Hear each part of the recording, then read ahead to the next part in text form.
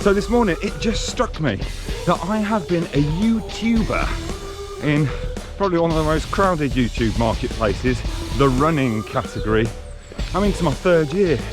So in today's video, I'm going to talk to you a little bit about why I started, what I've learned, how I do it, and knowing when the right time is going to be to stop. If you are watching this video because you are going to start a small YouTube channel and you want to hear the advice from a ridiculously small YouTuber, then I'm going to give you a number, a timestamp for you to skip onto. Everyone seems to be going for the Manchester half marathon. I haven't got FOMO, to be honest with you. I've only ever been to Manchester once. I did a bit of running actually because I got chased from a student night. I'm not joking. It was awful. Now, a huge thank you to you for your support for the London Landmarks half marathon video which I put out last week, and for the 3/4 zip top that I bought, which I described as a monstrosity. Some people laughed and that told me all I needed to know. Other people came out in support and said, no, it's all right actually. And I was going to front it out and wear it today, but ducks on this stretch of canal, a bit nasty, a bit judgmental. Before we get going on this video, I should show you this.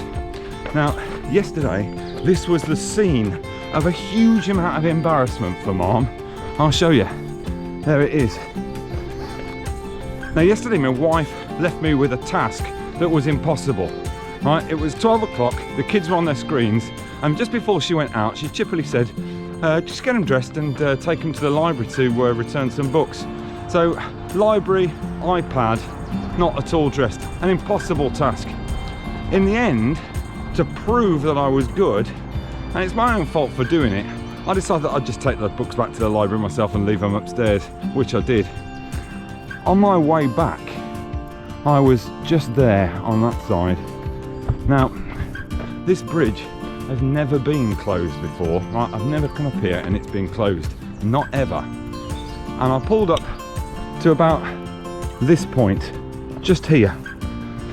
And I noticed that no cars were coming through and that there was a man on the other side who was furiously waving his arms at me. I found out why about 30 seconds later. That gate there, I just heard a little noise on the roof and it came down, tried to chop me in half. It was horrendously embarrassing. By the time I realised, I was like some sort of like startled field mouse, you know, just doing this. And I reversed with the gate, scraping my car all the way down as it went, and then was so embarrassed that rather than wait in the queue for it to finish with people either laughing or being furious with me, I just drove off. I just reversed back down the road and drove off. This time next week I will be starting the first of one of my 6 in 6 challenges. Right, now it sounds like it was a challenge that I've actually planned out. I haven't planned this out at all. I just booked in for 6 races just because I thought it would make good content. They are completely random, half marathons, 20 milers, marathons. Didn't think about it properly, didn't think about what order they'd be in. And the first one is next week. It's the Stratford-upon-Avon Marathon. This is day 2 of my Stratford Marathon training block. Next week I think I'm going to taper and we'll see how we get on. My Garmin watch, I mean, goodness me, I've never had a Garmin before. Jesus, talk about sticking its nose in. This morning I just said, you know, I just want to go for a run. Now my Apple Watch is quite laid back. It just says kind of, yeah, do what you like, mate, knock yourself out. The Garmin, goodness me, it's like having a bloody nosy neighbour. Pressed the button this morning, just said I want to go for a run. Now have you thought this through? I've got a couple of suggestions. You are training for the Shakespeare Marathon, so really this should be a low level recovery. Just want to go for a run. Dismiss, ignore. And you'll notice, Garmin, there's a pattern. I'm dismissing you quite a lot. Just record my time. Not interested in all your other guff. I mean, every time I pause him, how was that? Stop being nosy. I mean, how was that? Like some sort of needy lover. Oh, felt strong. My heart rate was going. Mind your own business. Here, look. That's telling me I'm 2 miles in and my pace is slightly off for my recovery. Good God, back off. Freaking me out. It's not me, it's you, Garmin. Remember, if you've watched this far, hit like, hit subscribe and share with your friends. Really helps me to grow the channel. Right, so if you found yourself at this bit, you're either a loyal marmer, tick, or you're somebody who has just skipped on for a bit of advice. Right, I'll do my best. Don't worry too much about your USP, what your content is going to be, because your first video will bear no resemblance to the video that you will shoot a year down the line, right? So just do that first video and see what you come up with. As people start to watch it, and they will let you know in the comments. If somebody comments on your video to tell you that they like what you're doing, you get back to them. And actually, it's not a chore. There's some lovely people out there. And out of that, you will find out what works and what doesn't. Right? Keep your eye on views. People say, oh, don't look at views. Yes, you do, right? I am not lying to you. I give myself 24 hours. So when I post a video, I'll give myself 24 hours and I'll only look at the comments that are coming in. From that, I will pretty well work out how well the video is doing, but I don't look for the first 24 hours. After that, I then open one eye and have a look and see how many people have watched it. Right, that is either a spirit crushing moment or a spirit soaring moment. When I get chuffed that 2,500 people have watched a video I ran in London, I'll then look at another guy who's doing exactly the same thing and 35,000 will have watched his video within the first hour. Comparison is the thief of joy. My channel is startlingly small, a little bit like a weightlifter's penis. The key to all of this is you, right? People can sniff out straight away if you're trying to be something. I'm fairly sure probably people think that I'm trying to be a certain way. People who know me will tell you, like, this is what I'm actually like, right? And I couldn't produce the amount of videos where I'm doing the same thing if I was just acting. Videos that you really like and that you spend a lot of time and effort on, very often, sometimes are the ones that don't work. You will get to know which ones are fairly likely to work and which ones won't. So for instance, a couple of weeks ago, I posted a video about my running shoe rotation. Now I knew that one wasn't going to do very well. The reason I knew that was because my audience is split between people who like the content and people who like the running. Now the runners are going to find it quite difficult to watch me talking about shoes because I don't really know what I'm talking about. If they want to watch someone talk about shoes any better, there are people out there who do it much better. And then the other half of my audience who watch to see me have a bit of bants aren't interested in what shoes I've got under the bed. Right, they're just not. There's a couple of videos that I did that I tried really hard on. One was I did a like a promo for the Great Northampton Run, and I spent hours on that, right, and no one watched it.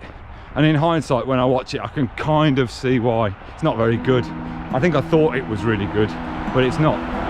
There's a couple of videos from early last year that I genuinely think are quite good that no one's watched. There was one from Naisby, which I think is a good video. Hardly anyone's watched that, but I think that's good. And the first time I did Kenilworth, I did this kind of like, I really worked hard on it. I learnt it. I did this big speech. It was a Crispin's Day speech from Henry V. Yeah, there's some videos like that that I'm attached to, and others I would delete. My channel is limited at best, right? It really is. What it has given me, I have met so many cool people, some of them in person.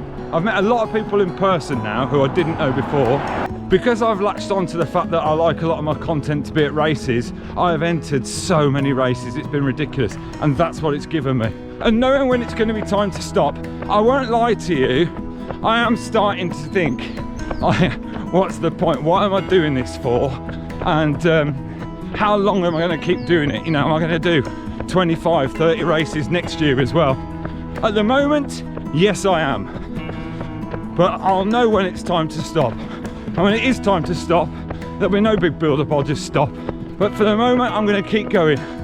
Because, exciting news, Marmers. Yesterday I signed up for the Edinburgh Marathon 2025. I want to do Paris. You know, imagine an episode of MARM coming from Paris. Oh, the offence I could cause.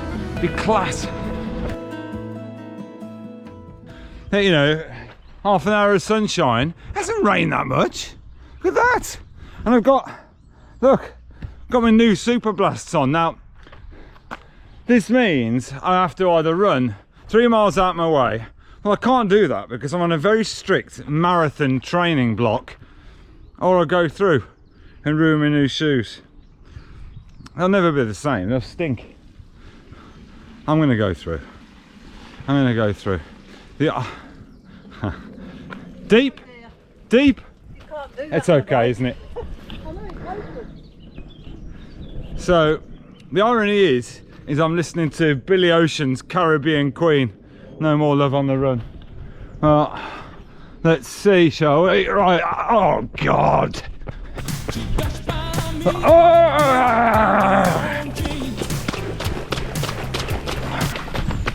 Shoes ruined, feet cold. Loved it. See you next week in Strathers.